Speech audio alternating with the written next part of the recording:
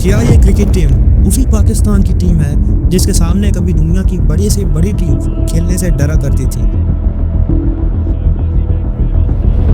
क्या ये वही टीम है जिसके बॉलर्स के सामने दुनिया के बड़े से बड़े बैट्समैन कांपा करते थे? या फिर ये वही पुरानी कहानी है कि हमारी आंखों में ख्वाब होते हैं मगर उन्हें टूटने में ज़्यादा देर नहीं लगती? लेकिन इस बार आखिर ऐसी क्या वजह है कि दुनिया के बड़े से बड़े क्रिकेट एक्सपर्ट्स और फैंस भी यही बात कह रहे हैं कि इस बार पाकिस्तान का एशिया कप जीतना बहुत ही ज्यादा मुश्किल होने वाला है।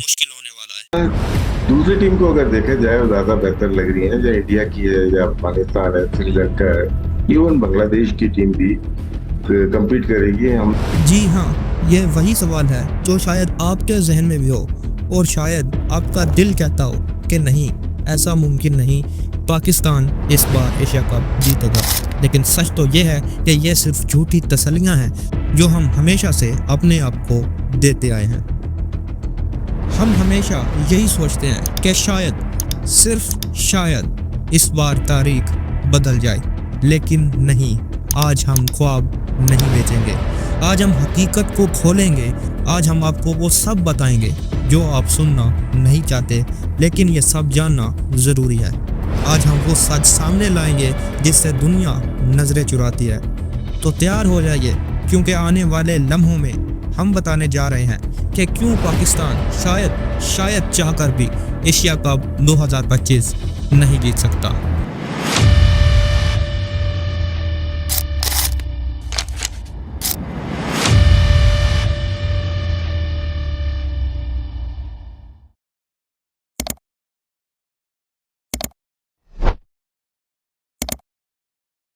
अब सबसे पहली वजह जो आती है पाकिस्तान के एशिया कप में एक कमज़ोर टीम होने की, वो तो ये है कि पाकिस्तान के पास अब शायद उतने एक्सपीरियंस्ड प्लेयर मौजूद नहीं हैं जितने किसी टाइम पे हुआ करते थे।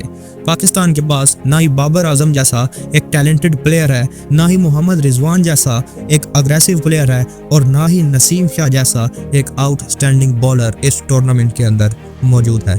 यह टीम पूरी तरह से एक न्यू टीम है और शायद एक्सपीरियंस ना होने की वजह से इस टीम को कई सी दुश्वारियों का सामना करना पड़े। अब ये तो थी एक छोटी सी बात, माना कि प्लेयर्स के पास एक्सपीरियंस नहीं है लेकिन उनके पास उतना टैलेंट है जो किसी टीम को विक्टोरियस बनाने के लिए काफ़ी होता है। लेकिन ये आधा सच है क्योंकि आधा सच सुनना अभी बाकी है। पाकिस्तान के लिए एक और भी मुश्किल चीज़ ये है कि इस बार पाकिस्तान का मुकाबला सिर्फ और सिर्फ इंडिया के साथ ही नहीं होने वाला, बल्कि पाकिस्तान ने रिसेंटली बांग्लादेश के अगेंस्ट अपनी T20 सीरीज़ हारी हैं और साथ ही साथ अब अफगानिस्तान भी एक ऐसी क्रिकेट टीम है जो कभी भी किसी को भी कुछ भी कर सकती है। अगर वो ऑस्ट्रेलिया जैसी one of the most strongest team को हरा सकते हैं तो शायद पाकिस्तान की इस वेरी न्यू टीम को हराना अफगानिस्तान के लिए कुछ बड़ा काम ना होगा।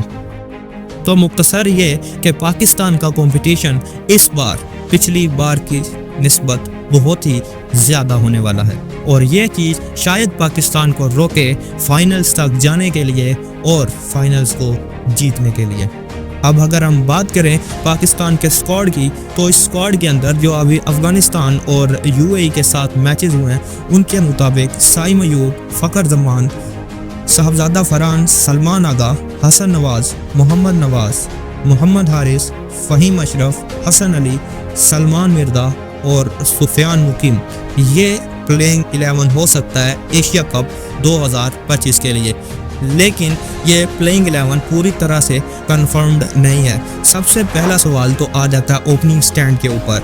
ओपनिंग के लिए साइम अयूब की जगह तो पक्की है, लेकिन साइम अयूब के साथ अब फ़खर जमान ओपनिंग के लिए उतरेंगे या साहबजादा फरहान, ये बात एक ऐसी है जो अभी तक सवाल पैदा कर रही है। लेकिन अगर हम स्टैट्स को देखें तो स्टैट के हिसाब से साइम अयूब ज़्यादा फिट बैठते हैं साहबजादा फरहान के as compared to Fakhar Zaman. तो ऐसे में बहुत ही ज़्यादा पॉसिबिलिटी है कि फ़खर जमान ओपनिंग के लिए मैदान में ना उतरें, लेकिन शायद फ़खर जमान वन डाउन खेलते हुए हमें नज़र आए, जैसा कि अभी हो रहा है अफ़गानिस्तान के अगेंस्ट और फिर UAE के अगेंस्ट भी उन्होंने नंबर 3 पे बैटिंग की। तो नंबर 3 पे हमें फ़खर जमान खेलते हुए शायद देखने को मिले। और नंबर 4 के ऊपर अगर आपकी विकटें अर्ली ऑन गिर जाते हैं तो सलमान आगा जैसा प्लेयर स्लो इनिंग्स खेल के मिनिमम पार्टनरशिप बिल्ड कर सकता है और आपकी इनिंग्स को आखिर तक ले जाने के लिए आपकी बहुत ही ज़्यादा मदद कर सकता है। पाकिस्तान के मिडल ऑर्डर का one of the most important player जो है young gun Hasan Nawaz. No doubt Hasan Nawaz के पास वो टैलेंट है जो एक मिडल ऑर्डर बैटर के पास होना चाहिए। फॉर एग्जांपल अच्छी टेक्निक और अच्छी पावर हिटिंग, ये दोनों स्किल्स हसन नवाज के पास बखूबी मौजूद हैं और उन्होंने काफ़ी ज़्यादा परफॉर्म भी किया है रिसेंटली। तो इसकी वजह से पाकिस्तान टीम हसन नवाज के ऊपर पूरा भरोसा कर सकती है और मिडल ऑर्डर के अंदर इनकी जगह तो पक्की होने वाली है। अब हसन नवाज के बाद मोहम्मद नवाज आ जाते हैं जिन्होंने अपनी बॉलिंग के जोर तो नो डाउट दिखाई हैं और बॉलिंग के अंदर बहुत ही बढ़िया कमबैक किया है। साथ ही वो अच्छी हिटिंग भी कर रहे हैं जब भी डाउन द ऑर्डर वो बैटिंग करने के लिए आते हैं। मोहम्मद नवाज के बाद विकेट कीपर मोहम्मद हारिस आ जाते हैं जो एक बहुत ही यंग प्लेयर हैं, लेकिन फिर भी उनके पावर हिटिंग शायद पाकिस्तान को एट दी एंड अच्छा स्कोर करने के काबिल बना सके। उसके बाद आ जाते हैं फ़हीम अशरफ। फ़हीम अशरफ ने बॉलिंग के अंदर अभी तक अच्छा परफॉर्म नहीं किया और ना ही बैटिंग के अंदर भी वो इस साल कुछ बढ़िया काम कर पाए हैं। उनकी इकोनॉमी बहुत ज़्यादा हाई है और विकेट्स भी वो नहीं ले रहे और साथ में बड़े स्कोर्स भी नहीं कर रहे। तो इस तरह फ़हीम अशरफ जो एज एन ऑलराउंडर टीम के अंदर खेल रहे हैं वो ना तो बैटिंग अच्छी कर पा रहे हैं और ना ही बॉलिंग अच्छी कर पा रहे हैं। अब नंबर 9 पे आ जाती है हमारी बॉलिंग लाइनअप। बॉलिंग लाइनअप के अंदर हसन अली नंबर 9 पर खेल सकते हैं और अगर हसन अली ना खेलें तो हो सकता है उनकी जगह शाहीन अफरीदी हों या फिर हारिस रऊफ। अब नंबर 10 पे सलमान मिर्ज़ा आ जाते हैं और सलमान मिर्ज़ा की जगह भी कंफर्म नहीं है। अब नंबर 11 पे आ जाते हैं सुफियान मुकीम। सुफियान मुकीम एक ऐसे प्लेयर हैं जिनके 80% चांसेस है कि वो थ्रू आउट द टूर्नामेंट पूरी तरह से खेलेंगे। तो ये तो था पाकिस्तान का स्क्वाड। पाकिस्तान के स्क्वाड के अंदर अगर मैं आपको बताऊं तो ये पूरी तरह से नया स्क्वाड है।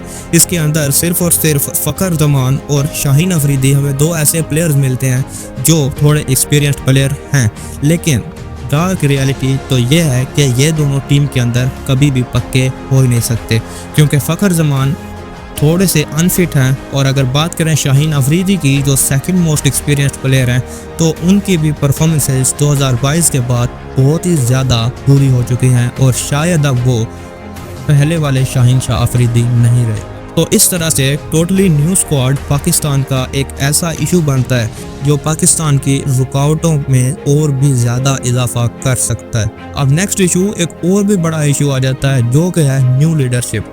सलमान आगा की कैप्टनसी के अंदर पाकिस्तान ने बांग्लादेश के साथ खेला और अब पाकिस्तान ट्राई सीरीज़ खेल रहा है। इससे पहले वेस्ट इंडीज़ के साथ भी सीरीज़ खेली।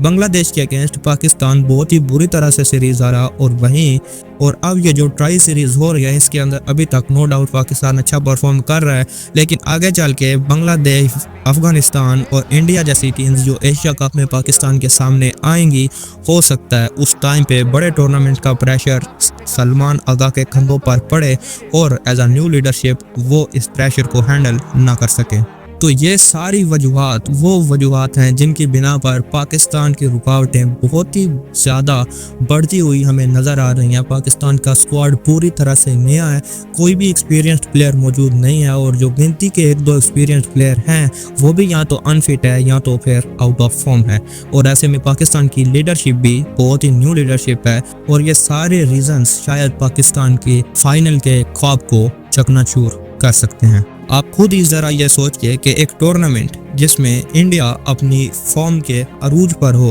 और श्रीलंका अपनी स्पिन बॉलिंग और अपने कुछ सीमर्स की मदद से कुछ भी किसी भी लम्हे कर सकता और वहीं अफगानिस्तान भी एक बहुत ही स्ट्रॉन्ग टीम देखने को नज़र आए, तो क्या ऐसे में पाकिस्तान के पास चांसेस होंगे कि पाकिस्तान एशिया कप 2025 की ट्रॉफी को अपने हाथों में उठा सके? सवाल बहुत हैं लेकिन इनका जवाब दे सकता है सिर्फ और सिर्फ वक्त। तो इंतज़ार कीजिए उस वक्त का कि जब पाकिस्तान के इन तमाम सवालों का जवाब हमें देखने को मिले।